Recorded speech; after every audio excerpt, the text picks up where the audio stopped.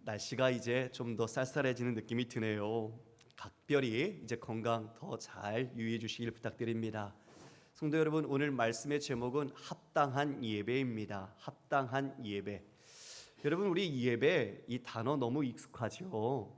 지금 모태신앙인분도 이 자리에 앉아 계실 거고요. 그리고 10년, 20년, 30년 넘게 신앙생활해 오신 분들도 이 자리에 계실 겁니다. 그 모든 것을 한마디로 정리하면 예배라고 할 수 있겠죠. 하나님을 섬기는 예배. 그런데 정말 합당한 예배는 무엇일까? 우리가 오늘 바울이 이와 같이 우리에게 주는 권면하는 말씀을 통해서 우리의 삶의 태도, 우리의 믿음의 중심과 예배를 돌아보는 은혜가 있기를 주님의 이름으로 축원합니다. 여러분, 오늘 12장은 로마서의 새로운 단락입니다. 즉 다시 말씀드리면 총 16장의 로마서는 1장부터 11장까지가 한 단락, 그리고 12장부터가 16장까지가 한 단락입니다. 오늘 1절 말씀을 보면 그러므로라고 해서 시작이 됩니다. 즉 앞에 있는 모든 내용을 다 요약해서 이제 바울은 우리에게 그리스도인으로서 어떻게 살아야 하는지, 어떻게 구원받은 자로 순종해야 하는지를 교훈해 줍니다. 쉽게 말씀드리면 1장부터 11장까지는 우리의 교리, 그리고 우리가 알아야 하는 가장 진리의 중요한 내용들, 이것들을 다 모아놓은 거죠. 왜 우리 예전에 시험 볼 때 학습지 문제 풀지 않습니까? 그러면 하이라이트 요약을 해놓은 게 있어요. 그 요약을 우리가 막 외우고 밑줄 쳐서 공부하지요. 그 다음에는 뭘 하지요? 실천 문제풀이랍니다. 실전 문제풀이. 즉 이 모든 1장부터 11장까지에 있는 내용, 그 내용을 함축해 보면 우리 모두는 죄인이다. 유대인이나 이방인이나 모두가 하나님 앞에 다 죄인이었다. 그들에게는 율법을 주기도 했고 또 알만한 씨앗으로 우리에게 하나님을 계시해 주셨지만 우리 모두가 하나님 마음 두기를 싫어했고 우상 숭배했다. 그러므로 우리에게는 구원의 소망이 전혀 없는 자들이었다는 거죠. 비참한 가운데 있는 바로 우리에게 무엇이 비쳤습니까? 주님께서, 하나님께서 그 열심으로, 하나님의 사랑으로 우리에게 예수 그리스도를 보내주셨어요. 그래서 그 예수 그리스도를 믿는 자에게는 하나님께서 의롭다라고 칭해 주시고 하나님의 자녀로 삼아 주셨다. 이것이 1장부터 11장까지의 간략한 내용입니다. 그러니까 우리는 죄로 인하여 아무런 소망 없던 자, 그러나 그 가운데 하나님의 열심, 하나님의 사랑이 이 예수 그리스도를 통하여 우리에게 믿음을 주었고 의롭게 될 수 있도록 그 모든 것에 은혜를 베풀어 주셨다는 겁니다. 그래서 바울은 1절에 그러므로 시작하면서 오늘 이제 앞으로 전개될 5가지의 적용점, 첫 번째가 오늘 우리 자신이죠. 그래서 1절과 2절은 나머지 16장까지의 전체를 아우르는 주제절입니다. 그리고 이어 교회에 대해서 이야기를 하고 사회와 국가 그리고 성도 간에 대한 내용으로 이 로마서를 마감하게 됩니다. 자, 오늘 1절부터 8절까지 말씀 우리가 함께 다시 한번 마음 가지고 들어가 보도록 하겠습니다. 우리 1절 함께 읽어볼까요? 시작. 그러므로 형제들아 내가 하나님의 모든 자비하심으로 너희를 권하노니 너희 몸을 하나님이 기뻐하시는 거룩한 산제물로 드리라. 이는 너희가 드릴 영적 예배니라. 형제들아, 그러므로 형제들아, 하나님의 은혜를 받은 같은 동역자들, 하나님의 사랑 안에서 함께 믿음의 길을 가고 있는 그 모든 사람들을 형제들아 라고 부릅니다. 그러면서 권면합니다. 내가 하나님의 모든 자비하심으로 너희를 권한다. 여러분, 무엇으로 권한다고요? 하나님의 모든 자비하심. 여러분, 이 하나님의 모든 자비하심에는 우리의 신앙의 모든 내용과 그리고 그 모든 하나님의 원인이 이 안에 담겨 있지요. 여러분, 우리 함께 생각해 봅시다. 하나님의 자비하심은 하나님의 인내라고 할 수 있고 하나님의 사랑이요 은혜라고 표현할 수 있습니다. 서두에 드린 것처럼 우리는 빛을 받을 수 있는 자격이 없는 소망이 없었는 자였는데 그들 우리에게 하나님께서 예수 그리스도의 십자가로 그리고 그 부활로 우리에게 영원한 생명과 그 나라의 자녀 삼아 주셨다는 것, 그 모든 것이 하나님의 자비가 없었다면 결코 주어질 수 없는 것이었죠. 그 자비하심 속에 우리의 실존의 모습이 있습니다. 지금 우리가 이 자리에는 다 괜찮은 것처럼 다 옷도 잘 깔끔하게 입고 단장하게 입고 다 앉아 있어요. 그렇지만 하나님 앞에 영적인 우리의 엑스레이를 쫙 돌려보면 우리 안에 어떤 마음이 있을까요? 우리 안에는 여전히 우리는 부족하고 연약하고 하나님께 의롭다라고 인정받을 수 있는 우리 자신 안의 자격은 아무것도 없어요. 오직 예수 그리스도로 옷 입었기에, 그 옷을 우리에게 하나님께서 입혀 주셨기에 그 선물 믿음으로 은혜로 우리를 이 자리에 앉혀 주신 것입니다. 그 자비하심은 바로 하나님의 오래 참으심이며 여러분을 향한 또 저를 향한 하나님의 인내와 사랑입니다. 여러분, 바울은 어떤 마음을 이 마음에 담아서 얘기했을까요? 자신이야말로 하나님의 자비를 받을 수 없는 존재 아니었습니까? 하나님을 잘 알고 있고 하나님을 열심히 섬긴다고 했지만 오히려 그는 교회와 예수 그리스도를 박해하는 자로 있었습니다. 하나님이 오래 참아주지 않았으면 바울은 구원을 받을 수도 없었고 바울은 이방인의 사도라는 영광된 직분도 받을 수 없었습니다. 우리가 이 자리에 있는 것, 우리 다 무자격자입니다. 예수 그리스도 때문에 우리가 이 자리에 있는 것입니다. 할렐루야. 바로 하나님의 그 풍성하신 은혜, 그 긍휼, 바로 그 자비하심으로 우리를 구원합니다. 성도 여러분, 우리 그리스도인의 모든 삶의 출발이 바로 이 하나님의 자비하심으로부터 비롯되어야 합니다.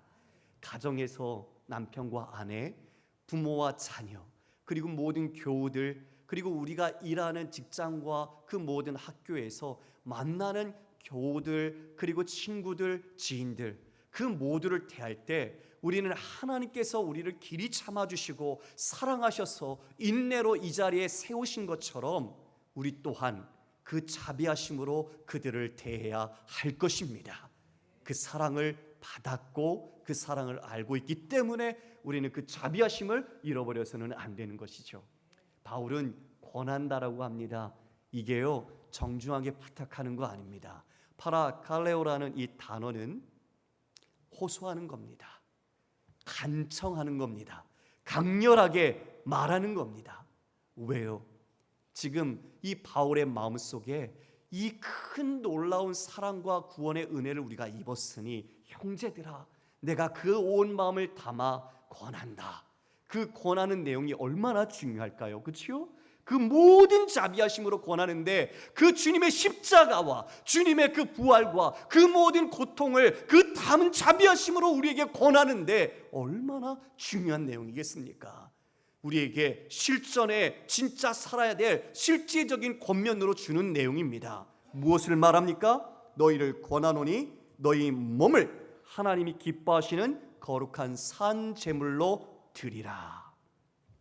너희 몸을 하나님이 기뻐하시는 거룩한 산 제물로 드리라고 합니다. 여기서 중요한 것은 몸과 산 제물입니다.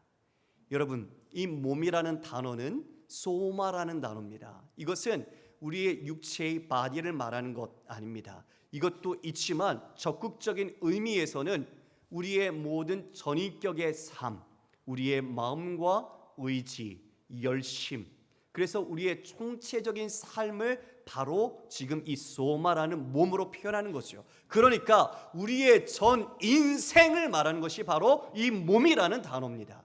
그러니까 이 몸을 어떻게 드리라고 말합니까? 하나님이 기뻐하시는 산제물로 드리라. 여러분, 구약의 제사가 떠오르지 않습니까? 구약의 제사는 우리 죄 때문에 짐승을 죽여서 그 피로 속죄를 받았습니다.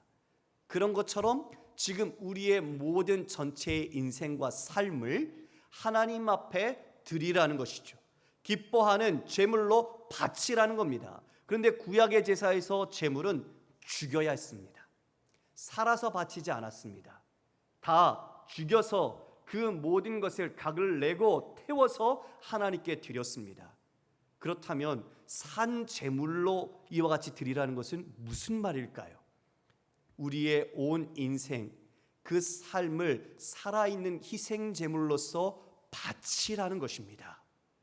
성도 여러분, 여러분의 예배가 지금 이 하나님께 산제물로 드려져야 하는데 여러분의 예배는 어떻습니까? 혹시 이 예배당에서 우리가 예배드리는 것이 다 예배의 전부라고 여기고 있는 분 계십니까? 만약 우리 안에 그런 혹자들이 있다면 예배의 개념을 다시 새겨야 할 것입니다. 예배는 우리의 온 삶으로 드리는 겁니다. 여러분이 몸담고 있는 각자의 그 모든 삶의 자리가 예배의 장소입니다. 그곳에서 우리가 하는 일이 예배의 내용이요, 우리가 가지고 있는 태도와 자세가 하나님을 향한 태도입니다. 그러므로 학교에서 공부하는 학생, 그 공부가 예배이고, 직장에서 일하는 우리 샐러리들은 그 감당하는 직무가 예배요, 그리고 가정에서 살림하는 우리 주부들에게는 그 모든 살림이 하나님을 향한 예배입니다. 할렐루야. 그 예배를 향한, 즉 우리의 중심이 하나님을 향하여 행하는 그 모든 것이 예배가 되어야 한다는 것입니다. 성도 여러분, 우리 예수님이 어떠셨습니까? 우리 구주께서 이 땅에 인간의 몸을 입고 오셔서 하나님께서 우리의 죄를 대속하기 위한 어린 양으로 그 모든 제물로서 삶을 사셨습니다. 하나님이신 분이 하나님과 동등됨을 취하지 않으시고 자기를 비우셔서 하나님 아버지의 뜻에 완전한 순종으로 그 모든 삶의 길을 걸어가셨습니다. 그것은 자기 자신을 내려놓고 비우는 삶이었습니다. 자신의 권리를 요구하는 삶이 아니요, 자기의 영광도 추구하는 삶도 아니요, 자기의 목숨을 살리고자 하는 삶도 아니었습니다. 오직 하나님의 영광을 위하여, 하나님의 뜻을 성취하기 위하여 바로 독생자이신 예수 그리스도께서 친히 여러분과 저 때문에 우리를 대신하셔서 죄짐을 지시고 피 흘려 죽으셨던 겁니다. 바로 그 비우심, 그 모든 삶에 하나님의 뜻을 따라 순종하신 그 고통과 그 감내의 모든 삶, 바로 이것이 예배였습니다. 성도 여러분, 우리의 예배는 어떻습니까? 여러분의 삶의 자리에서는 여러분은 어떠한 중심으로 하나님과 함께 하십니까? 행여나 우리가 주일 한번 이 시간 나와서 이 자리에 앉아 있었다고 예배드렸다고 착각하지 마십시오. 하나님은 이 예배를 물론 받으시고 기뻐하시지만 진짜 우리의 믿음의 확증은 우리의 삶의 예배의 자리에서 드러나는 것입니다. 우리의 입을, 우리의 생각을, 우리의 행함을 통해 우리가 구원받은 새 사람으로서 하나님의 뜻 가운데 걸어가고 있는 믿음의 삶의 증거가 바로 우리의 모든 전인격적인 생애 속에서 열매로 드러나야 한다는 말입니다. 여러분, 우리가 이 안에서 진실했으면 좋겠습니다. 우리의 마음이 하나님 앞에 정직했으면 좋겠습니다. 우리가 하나님 앞에 우리의 겉모습을 드리고 예배하는 것 아니지 않습니까? 우리의 중심, 상한 심령, 우리의 통회하는 마음으로 하나님을 찾을 때 하나님은 그런 사람을 기뻐하십니다. 나는 괜찮은 사람이야. 나는 죄를 몰라. 나는 법도 없이 살 수 있어. 물론 그럴 수 있겠죠. 그러나 그리스도인은 그것 이상입니다. 그리스도인은 우리 주님이 행하신 그 모든 분량까지가 우리의 기준입니다. 우리는 하나님께서 주신 말씀을 따라 내가 거룩하니 너희도 거룩하라 하심은 우리가 일생 동안 하나님 앞에서 구별된 자로서 살아가야 하는 삶이 얼마나 정결해야 하는지를 또한 말씀해 주는 것이죠. 이에 하나님이 기뻐하시는 산제물로 드리라. 이는 너희가 드릴 영적 예배다. 그것이 영적 예배라고 말합니다. 이 영적이라는 말은 로고스의 형용사 로기코스라는 단어입니다. 합당한, 합리적인, 리즈너블한 바로 그런 단어 뜻을 갖고 있습니다. 다시 말하면 여러분, 그리스도로 구원을 받았는가? 그리고 진짜 새 생명 가운데 살아가는 성도인가? 만약 그런 자라면 이 모든 삶에 내 모든 것을 하나님을 향하여 기뻐하심으로 드리는 것이야말로 가장 합당하고 온당하고 드려야 할 삶이라는 것을 이야기해주고 있는 것입니다. 성도 여러분, 우리의 삶이 이렇게 주님께 드려지는, 그리고 주님께 온전히 바쳐지는 우리의 인생이 되기를 간절히 축원합니다. 우리의 삶, 내가 보기에는 보잘것없어 보일 수도 있습니다. 남들이 나를 알아주지 않을 것 같기도 합니다. 내 스스로 봐도 너무나 초라해 보일 수도 있습니다. 그런데 주님은 아닙니다. 주님은 바로 여러분을 위해 자신의 아들을 죽이셨습니다. 하나님은 여러분을 위해 그 아들을 십자가에 거셨습니다. 하나님은 본전을 위해서라도 여러분을 결코 포기하지 않습니다.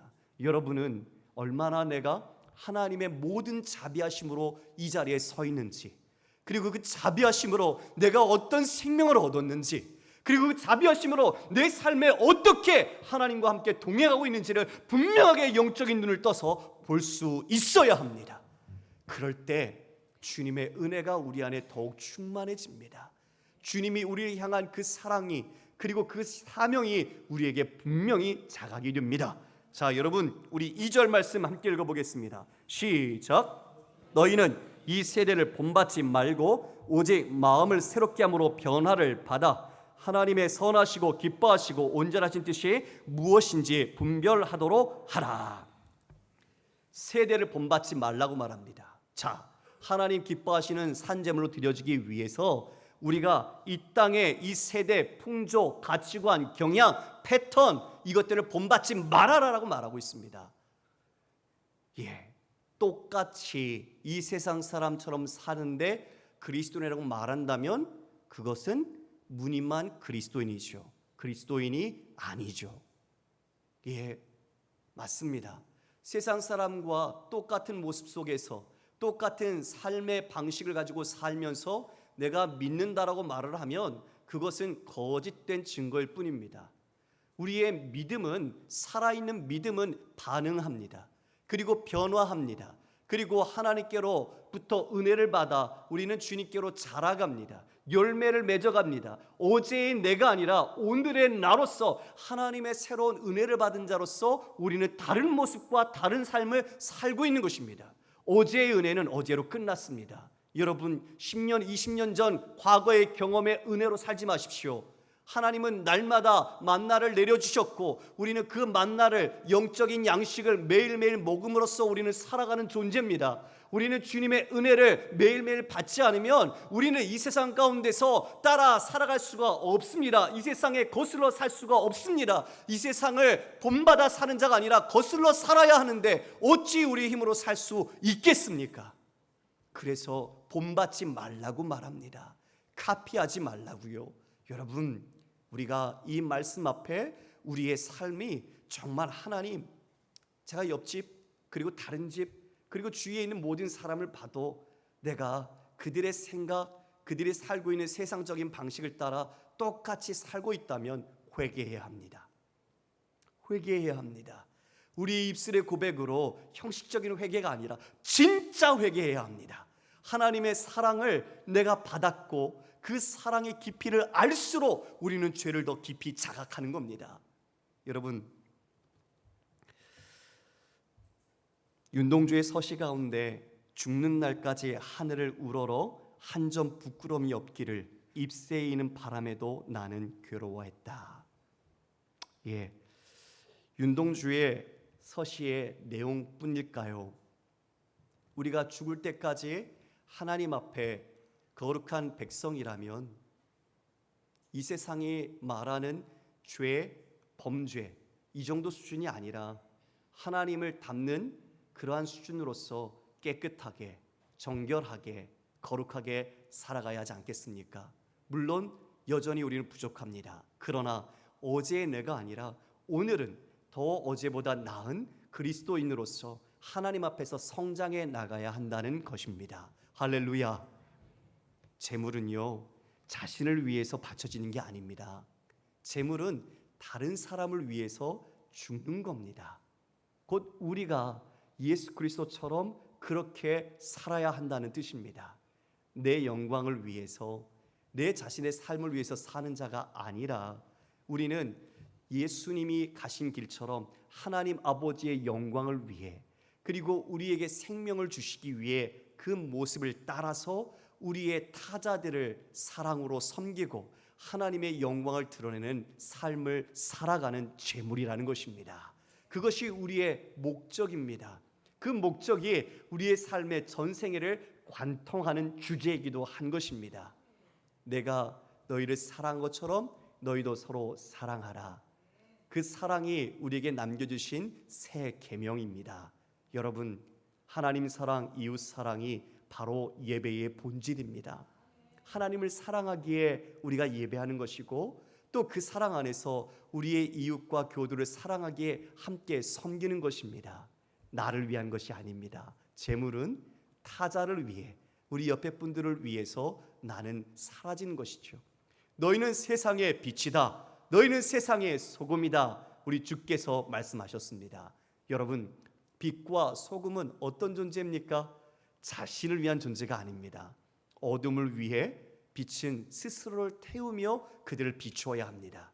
소금은 타락과 부패한 곳에 그곳으로 들어가 그곳을 정결하게 하고 썩지 않도록 하는 역할을 합니다. 자신을 위한 것이 아니라 타자를 위해, 우리의 이웃들을 위해 자신을 내어주는 그 사랑, 이것이 우리가 해야 할 삶의 정말 살아있는 산 제물의 예배인 것입니다. 우리는 소망합니다. 여러분 한 분 한 분이 가정에서 남편과 아내가 존재하는 이유가 하나님이 짝지어 하나 되게 하신 것을 힘써 지키는 것처럼 서로를 위해 사랑해주고 서로를 그 하나님의 모든 자비하심으로 배려하고 아껴주고, 또 그 가정들이 목장으로 이어지고 그 목장이 우리 교회 공동체와 우리의 모든 부서로 이어져서 서로가 정말 사랑하고 섬기고 아껴주는, 위로해주고 격려해주고 서로가 하나됨의 그리스도인의 형제요 자매로서 서로를 북돋아주는 그런 공동체가 되기를 간절히 원합니다. 그래서 우리가 이 안에서만 만족하는 것이 아니라 여러분이 흩어져 나가서 저 예배당 밖에서 드려지는 삶의 모든 예배에서 수많은 사람들이 여러분을 보고 그리스도께서 가신 길을 알게 되고 이 삶의 진정한 목적과 의미를 발견하고, 그리고 그도 예수 그리스도를 영접하여 자신조차도 누군가를 위하여 들어질 수 있는 하나의 미랄처럼 썩어진다면, 여러분 우리의 모든 삶 하나님 앞에서 잘 살았다고 말씀할 수 있지 않겠습니까? 우리 모든 성도들이 그 은혜와 사랑의 풍성함, 그 예배와 섬김의 풍성함을 마음껏 누리기를 간절히 축원합니다. 이에 또 한 가지를 더 명령합니다. 본받지 말아라와 더불어서 오직 마음을 새롭게 함으로 변화를 받아 하나님의 선하시고 기뻐하시고 온전하신 뜻이 무엇인지 분별하도록 하라. 예, 여러분 우리가 가만히 있다면 똑같아지겠죠. 여러분이 세수 안 하고 그냥 한번 살아보십시오. 그냥 가만히 있어도 얼굴에 때가 낍니다. 그렇죠? 그냥 옷을 빨지 않고 하얀 걸 여러 번 입어보십시오. 어느 순간 보면 저도 이 와이셔츠에 이 때가 낍니다. 예, 가만히 있어도 이 세상 속에서 우리가 그 영향을 받는 것이죠. 우리는 거듭났지만 우리 안에는 여전히 죄의 습성이 있고 죄의 경향성의 옛사람이 남아있어요. 그 옛사람은 이 세상의 역류로 거슬러 올라가야 하는데 자꾸 이 세상과 함께 따라 흘러가려고 합니다. 그러니 여러분 우리는 어떻게 해야 할까요? 우리는 날마다 이 마음을 새롭게 하는 하나님의 은혜를 받아야 하는 겁니다. 성령의 은혜와 말씀의 경험과 그리고 기도를 통해서 하나님의 놀라운 은혜, 우리가 나무에 붙어있는 가지로서 뿌리로부터 주어지는 하나님의 은혜의 자양분을 우리가 받아야 우리가 이 땅 하루하루의 삶에서 수많은 영적 전쟁과 시험 속에서 우리가 떠내려가지 않고 굳건히 서서 승리할 수 있다는 것입니다. 에베소서에서는 너희는 하나님의 전신갑주를 입으라. 예, 전신갑주를 입으라고 말합니다. 무장하라는 거죠. 왜요? 우리는 영적 전쟁 가운데 있기 때문입니다. 여러분, 우리가 매일 아침마다 우리의 마음을 하나님 앞에 새롭게 일관된 말씀을 따라서 개혁되어지고 갱신되어지고 변혁되어지지 않는다면 우리는 고여있게 될 것입니다. 우리는 안주하려고 할 것입니다. 안주하는 순간 우리는 뿌리를 잃고 떠내려갈 것입니다. 그래서 우리는 날마다 하나님 앞에 예배에 힘써야 합니다. 우리가 말씀을 듣고 기도하고 또 하나님과 함께 친밀한 인격적인 교제 속에서 하나님을 날마다 알아가야 합니다. 그 은혜가, 그 하나님의 사랑이 우리의 마음속에 성령의 일깨움으로 하나님의 뜻을 깨달을 때 우리는 어떤 곳에 가서 그 모든 시험과 유혹 속에서도 흔들리지 않고 하나님의 은혜 가운데 이겨낼 수 있는 것입니다. 바울이 그러므로 마음을 새롭게 변화를 받아서 너희들이 하나님이 선하시고 기뻐하시고 온전하신 뜻이 무엇인지 분별하라고 말합니다. 할렐루야. 여러분, 우리가 이 은혜와 이 싸움을 놓지 맙시다. 우리 각자의 삶의 자리는 다르지만 날마다 하나님의 말씀을 분별하고 하나님의 뜻을 깊이 깨달음으로써 내 마음이 점점 주님을 향한 마음, 주 예수 그리스도의 십자가를 향한 마음, 아버지의 그 깊은 자비하심을 깨닫는 마음으로 나가길 원합니다. 바라는 것은 우리 성도님들이 나는 단 1분 1초도 예수 그리스도의 십자가와 주님의 은혜가 없으면 나는 설 수 없습니다. 나는 주님 없으면 아무것도 아닙니다. 이 믿음의 고백 위에 우리의 삶이 하나님을 향한 산제물로 기뻐하신 뜻을 따라 드려지기를 간절히 소망합니다. 우리가 이와 같이 바울의 1절과 2절의 주제절로 이제 우리 모든 마음, 삶을 주님 앞에 드리는 예배자로서 그리고 개혁자로서 살아갈 때 우리에게 중요한 교회에 대하여 권면합니다. 3절로부터 8절이 그와 같은 내용입니다. 성도 여러분, 우리 교회에는 정말 다양한 분들이 계십니다. 다양한 연령대, 성별도 다릅니다. 그리고 자라오는 환경도 다 다릅니다. 그런데 우리 모두는 그리스도를 머리로 하여 우리는 한 몸을 이룬 지체입니다. 그 지체는 각각의 기능과 역할이 있습니다. 그런데 우리가 나는 이런데 왜 당신은 다릅니까? 이렇게 이야기하면서 그 다름이 틀린 것이 아닌데 그 틀리다고 이야기를 할 때 그 몸은 혼란해집니다. 우리는 하나님이 각각 자신에게 주신 은사를 따라서 그 은사에 충성할 때 우리는 조화를 이루며 그리스도 안의 통일성으로 함께 성장해 나가는 것입니다. 여러분, 우리 함께 보십시오. 방송실에서 늘 섬기는 분 있습니다.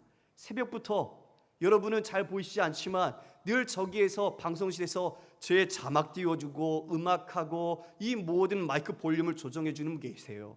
이분이 없으면 저희가 어떻게 우리가 예배를 드릴 수 있겠어요? 그리고 차량 봉사하시는 분들이 계세요. 걷지 못하고 기동할 수 있는 힘이 없으신 분들 직접 모시러 가서 교회로 모시고 와서 예배 드리는, 즉 차량 봉사하는 분이 없으면 또 어떻게 우리가 예배를 드려요? 또 식당에서 우리가 식당 봉사를 하시는 분들이 맛있는 밥을 지어주지 않으면 우리가 어떻게 그것을 또 함께 나눌 수 있겠습니까? 그렇습니다. 성도 우리 한 사람 한 사람에게는 하나님께서 다 은사를 주셨습니다. 그 은사는 다 다릅니다. 그 다름이 틀린 게 아닙니다. 다만 우리는 그 은사를 자신의 은사의 분량에 맞게 사용하는 것입니다. 3절에 보면 이렇게 그래서 말씀합니다. 마땅히 생각할 그 이상의 생각을 품지 말아라. 오직 하나님께서 각 사람에게 나누어 주신 믿음의 분량대로 분수대로 생각하라. 예, 우리가 각각 다 다릅니다. 받은 은사와 내용들이 다 다릅니다. 그러므로 우리에게 주어진 대로 그 안에서 감사함으로 이 모든 것들을 행하라는 것입니다. 서로를 향해 비난하는 것은 곧 자신을 비난하는 것입니다. 여러분, 그렇지 않습니까? 누워서 침 뱉어 보십시오. 어디로 떨어집니까? 자기에게로 떨어지는 거죠. 똑같습니다. 우리 모두가 하나인데 우리가 누군가를 정죄하고 비난한다는 것은 바로 자신을 그와 같이 대하는 것입니다. 그러므로 우리는 어떻게 해야 되겠습니까? 서로 아껴주어야죠. 배려해 주어야죠. 서로 더 독려해 주어야죠. 여러분, 이 세상 보십시오. 지금 세상이 어떻습니까? 여러분, 개인주의, 이기주의, 판치입니다. 그러다 보니까 서로를 향한 배려, 그리고 서로를 믿는 믿음의 상호 신뢰성 점차 희박해집니다. 사람을 만나면 경계합니다. 그리고 의심을 갖고 두려워합니다. 그리고 이 세상이 어떻게 되어 있습니까? 이 세상이 배금주의, 황금만능주의로 가고 있지 않습니까? 돈이 사람의 인격과 생명과 영혼보다 더 높은 자리를 차지하고 있습니다. 그래서 돈만 더 많이 준다면 지금까지 있었던 자리, 있었던 관계, 있었던 모든 자원 내려놓고 떠납니다. 그게 이 세상입니다. 우리가 이 세상 따라가서 되겠습니까? 이 세상 공동체처럼 하면 되겠습니까? 우리는 아닙니다. 우리는 그것을 거슬러 그리스도 안에서 서로 모든 자비하심과 그 긍휼로 바로 옆 사람이 나, 그리고 그분이 그리스도의 형상의 사람, 하나님의 사람이라는 것을 우리는 알고 자신을 내어주는, 주님처럼 모든 것을 아낌없이 내어주는 삶, 예배, 섬김, 그것을 해야 하는 것입니다. 성도 여러분, 말씀을 우리가 함께 정리하기를 원합니다. 오늘 말씀의 내용을 보면 여러 은사들이 나옵니다. 섬기는 자, 가르치는 자, 위로하는 자, 구제하는 자, 그리고 다스리는 자, 긍휼을 베푸는 자. 이 모든 사람들 다 자신에게 준 대로 섬기면 됩니다. 자신에게 하나님이 주신 분량에 감사하고 자신을 과대평가도 하지 말고 자신을 하찮게 여기지도 말고 하나님이 주신 것에 감사함으로 행하면 됩니다. 에베소서 4장 22절 이하의 말씀입니다. 너희는 유혹의 욕심을 따라 썩어져가는 구습을 따르는 옛사람을 벗어버리고 오직 너희의 심령이 새롭게 되어 하나님을 따라 의와 진리의 거룩함으로 지으심을 받은 새 사람을 입으라. 욕심을 버려라. 그리고 옛 구습을 버려라. 그리고 심령이 새롭게 되어 의와 진리의 사람, 즉 의롭고 또 하나님 앞에 정결한 거룩한 생활로 온전하게 살아가라고 말합니다. 히브리서 13장 15절 16절 말씀 우리 함께 읽어볼까요? 시작. 그러므로 우리는 예수로 말미암아 항상 찬송의 제사를 하나님께 드리자. 이는 그 이름을 증언하는 입술의 열매니라. 오직 선을 행함과 서로 나눠주기를 잊지 말라. 하나님은 이 같은 제사를 기뻐하시느니라. 아멘. 여러분, 하나님께 우리가 어떤 제사를 드려야 된다고요? 찬송의 제사. 하나님의 그 이름을 높여 증언하는 찬송의 제사가 우리의 삶에 있어야 한다. 위로는 하나님께 향하여, 또 우리가 옆으로는 어떻게 행하여 하라고 합니까? 서로 선을 행함과 서로 나눠주기를 잊지 말라. 서로 착한 일을 행하고 서로 교제하고 서로 돕는 것들을 통하여 우리가 함께 살아라. 이것이 하나님이 기뻐하시는 제사 예배라고 말씀합니다. 성도 여러분, 바울도 자신의 순교에 앞서 자신을 제물로 표현합니다. 빌립보서에 만일 너희 믿음과 제물과 섬김 위에 내가 나를 전제로 드릴지라도 나는 기뻐하고 너희 무리와 함께 기뻐하리래. 이와 같이 너희도 기뻐하고 나와 함께 기뻐하라. 자신의 달려갈 길이 이제 마지막 피니시 라인에 다 온 것을 느낀 것이죠. 우리도 언젠가 그럴 때가 분명히 옵니다. 그때 자신의 인생의 자서전과 같은 한 가지 평가가 내가 이와 같이 전제로 드려진다고 말합니다. 포도주를 부어드리는 제사죠. 자신의 피를 그와 같이 부어드리는 것을 상징합니다. 여러분, 우리 모두가 정말 예수 그리스도께서 가신 길, 우리를 위한 제물이 되심, 그리고 우리를 구원하신 것처럼 우리의 온 삶에서 우리가 살아있는 제물로 자기를 비우고 하나님을 그 찬송하는 그 예배, 그리고 성도와 교우와 이웃을 서로 선을 행하고 서로 사랑하고 서로 돕는 그 삶을 통해 하나님의 기뻐하시고 온전하신 그 마음껏 그 뜻을 이뤄가는 우리 교회와 여러분의 모든 삶의 예배가 되시기를 주님의 이름으로 축원합니다.